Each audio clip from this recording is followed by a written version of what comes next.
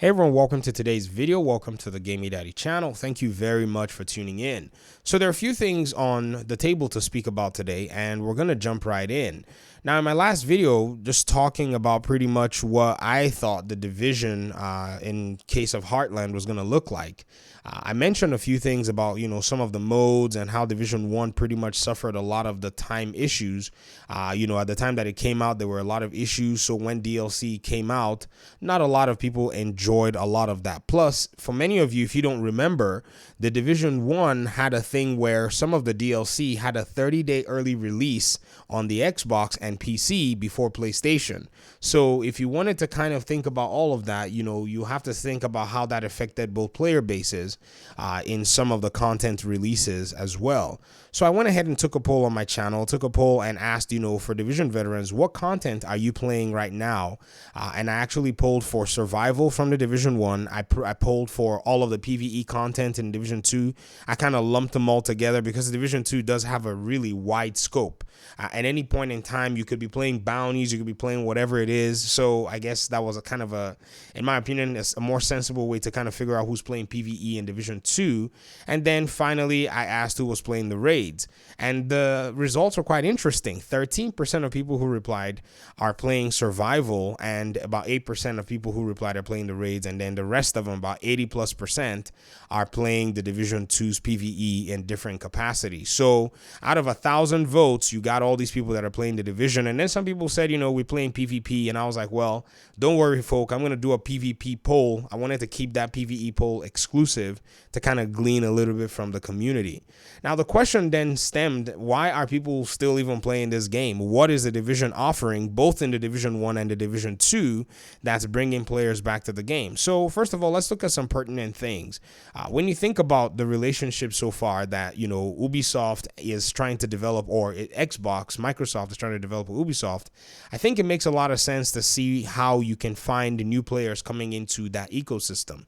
And I say that ecosystem being Microsoft had already offered the Division 1 as one of their free packages, I think on Xbox Live Gold a few months ago, maybe more than a few months ago, but this kind of created an influx of players into the Division 1. And so the Division 1 started to see kind of its servers hum again. This is a game that came out in 2016 that is still live, and people are still playing the game. The game still has rotating events going on. It's kind of on autopilot, so that's actually pretty cool. And so when you think about that, and then tie it and add that to the fact that there was an FPS boost for the Xbox Series X and Series S for the Division 1.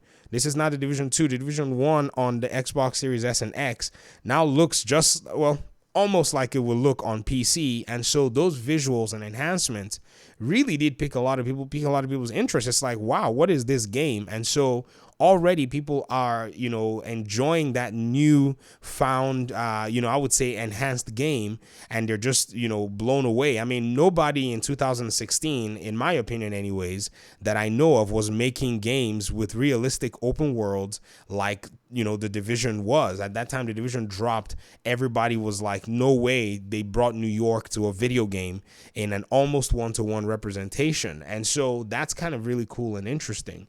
So it's not surprising to see that a lot of people are actually playing that.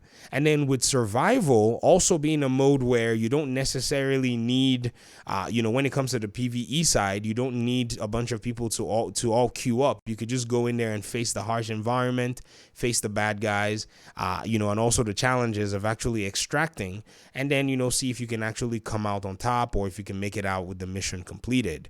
So you stem these things together, it makes a whole lot of sense why we're seeing an influx of players in Division 1. And then in the Division 2, I've already said and made videos regarding this. Many people never left. They never went anywhere. And some people are returning. I mean, if you read comments from my videos, you're going to see that.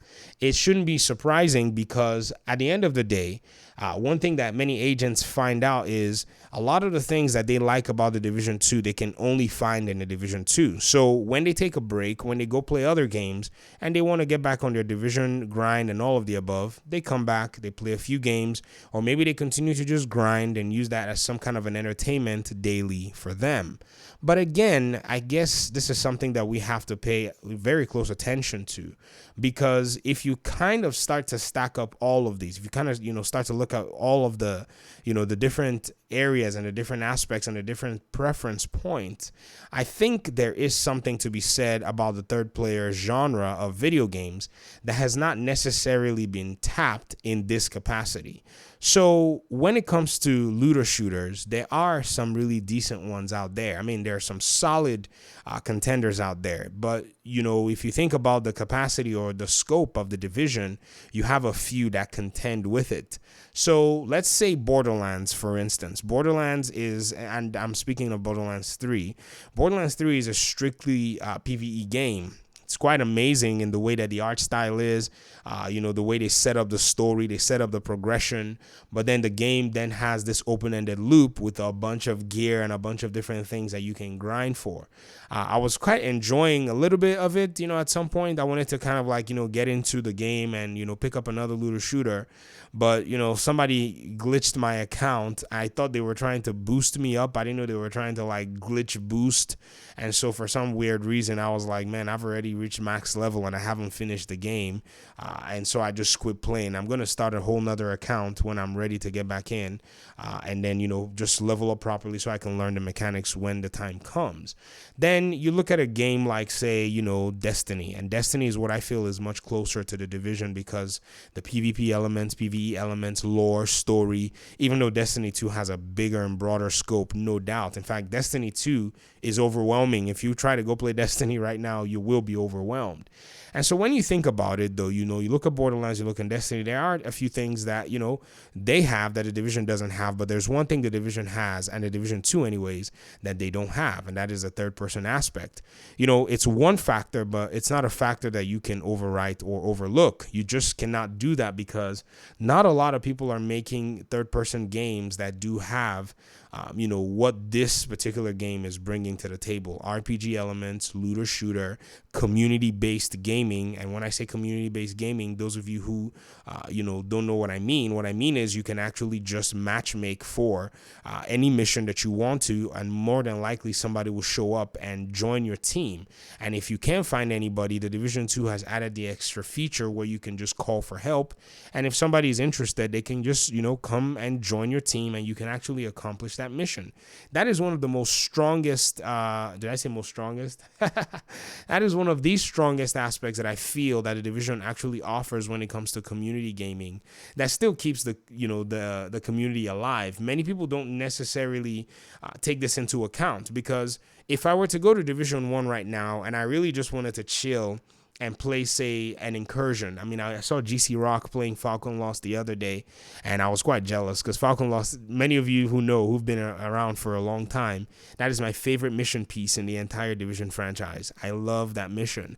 And for you to be able to get into Falcon Lost, you know, you in many cases you have to find a team and organize yourselves. I was matchmaking the other day. I had people join and leave. I don't know why they left. Maybe they didn't want to play anymore and they just thought it was going to be too long.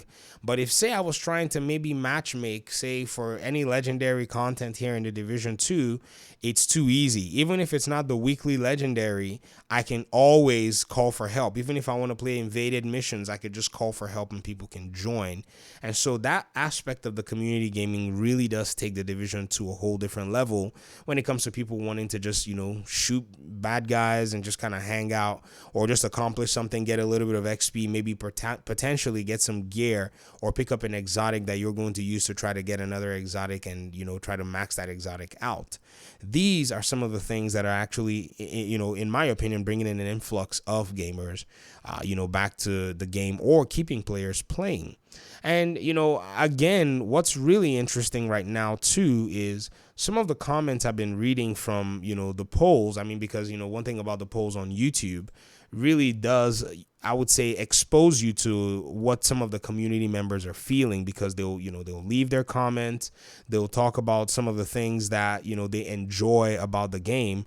You know, you also still see this, you know, I guess there's still this really huge mix of players playing everything on the get-go. And I haven't even spoken about Underground. For those of you who don't know, Underground is one of the modes in the Division 1 which actually does resonate very, very heavily with a lot of the community. Personally, I don't like the mode in Underground that much, except I'm playing with people. When I'm playing with people, it's a whole different ball game. It's just it takes the experience to a whole different level, because when I'm playing alone, I know that it's such a, in a weird way, somewhat unpredictable, that I might just wipe if it was just me by myself.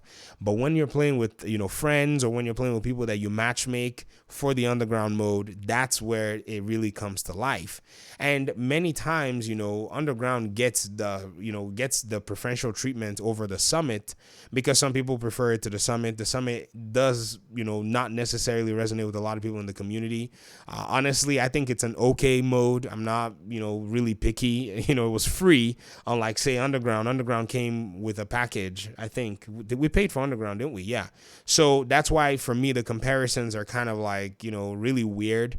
But if you were to say, if we paid for Underground and we had to pay for the Summit, then for sure, Underground would definitely be, in my opinion, if I were to judge them that way, I would say Underground is the masterpiece of both, missions of this sort. But again, technically the Summit is kind of somewhat paid in a sense, because you have to be at level 40 to be able to engage in it. So I don't know. It's kind of murky if you were to ask me what the value proposition is. And then finally, I believe that a few things that will more than likely have players playing both games will be just the news that new content is coming. If you say that new content's coming to Division 2, what does that mean for a lot of players? It means a lot of players are probably getting back in there, getting back in the grind, trying to finish up and fine tune, those good old builds, or trying to make sure that their second character is up to speed, or making sure that their second account is up to speed. One thing that really does, I would say, stink in the Division is that crossplay was never a thing, and I'm hoping that Heartland gets the crossplay nonetheless. But if you think about this, dynamic, I think these are some of the paradigms within which you can explain why players even care about this game at all. For me to take a poll, and for the poll to come out with over 1,000, responses, that's 1,200. I think how many hours later people are responding to these polls. I don't know what it's going to look like by the time this video is posted. So that's very interesting, to me anyways, to see. But at the end of the day, I want to hear your thoughts about all of this. Do you really think that, players are enjoying themselves? Do you think they are coming back to, play the game? Do you think they're sticking with the game because there's a promise of new content? Or do you think they're sticking with the game because right now there isn't much out there that offers what the Division offers on the long term in terms of game design, mechanics, third person, PvE/PvP, and even 2 different games that do have multiple modes? The value is just crazy when you think about the franchise as a whole. But anyways, talk to you guys in another video. Like I said, let me hear your thoughts in the comment section. Peace out.